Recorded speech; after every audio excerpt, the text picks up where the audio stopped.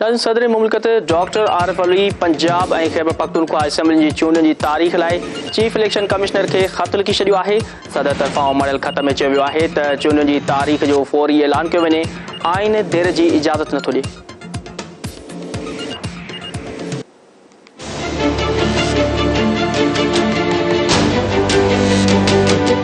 Chief election commissioner ॾांहुं माणियल ख़त में सदर मुमलिकत डॉक्टर आरिफ अलवी चयो त इलेक्शन कमीशन फौरी तौर इलेक्शन एक्ट 2017 तहत सूबाई असेंबलियुनि जी चूंडनि जी तारीख़ जो ऐलान करे। इलेक्शन कमीशन पंजाब और खैबर पख्तूनख्वा जे सूबाई असेंबलियुनि जी चूंड जो शेड्यूल जारी करे। ख़त में चयो वियो आहे त आइन जो आर्टिकल 224 ॿिन्ही असेंबलियुनि खे टोड़ण जे 90 ॾींहनि अंदरि चूंडूं कराइण ते ज़ोर ॾिए थो। चूंडनि जी तारीख़ जो ऐलान करण सां सूबाई ऐं आम चूंडनि बाबति ख़दशनि खे ख़त्म करे सघिजे थो। सदर मुमलिकत पंहिंजे ख़त में वधीक चयो त आइन मूजिब चूंडूं कराइण इलेक्शन कमीशन जो बुनियादी ऐं लाज़मी फर्ज़ आहे। आइन जे आर्टिकल 218 जो सब आर्टिकल 3 इलेक्शन कमीशन के शफ़ाफ़ और आज़ाद चूंडूं यकीनी बनाइण जो फर्ज़ ॾिए थो। फर्ज़ की अदायगी में नाकामी ते इलेक्शन कमीशन खे ही आइनी भञकड़ी जो ज़िम्मेवार करार ॾिनो वेंदो। ख़त में वधीक चयो वियो आहे त आइन ऐं इलेक्शन एक्ट 2017 जी भञकड़ी जे संगीन नतीजन खां बचण लाइ फौरी तौर ते ॿिन्ही सूबाई असेंबलियुनि जी चूंड जो शेड्यूल ॾिनो वञे। ख़त में सदर आरिफ अलवी आइन जी तमसील ऐं करारदाद मक़सदनि जो बि हवालो ॾिनो आहे। तमसील मूजिब रियासत पंहिंजी ताक़त ऐं अख्तियार अवाम जे चूंडियल नुमाइंदनि ज़रिए इस्तेमाल कंदी।